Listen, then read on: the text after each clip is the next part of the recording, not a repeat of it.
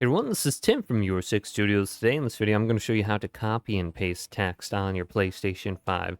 So let's press the PlayStation button and then go on down to Game Base right here and select this. And go on over to your messages. And this could be in a game or something too.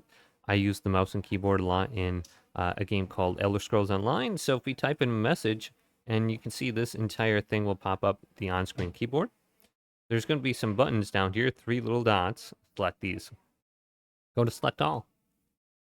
And then you can press X and go to copy. Or you can add it as a term and use it on the on-screen keyboard as like a quick text. Then you can press R2. And then we can go back to here, open up the on-screen keyboard, go to the 3 dots again. And there is an option now to paste. We can press R2 and done. So if we want to go ahead and repeat a message to multiple people, maybe if we're playing Final Fantasy or Elder Scrolls Online, you can easily do that just with that option. So hopefully this video did indeed help you guys out. Did leave it a big thumbs up and subscribe to my channel down below for more tech videos coming up next on Your Six Studios.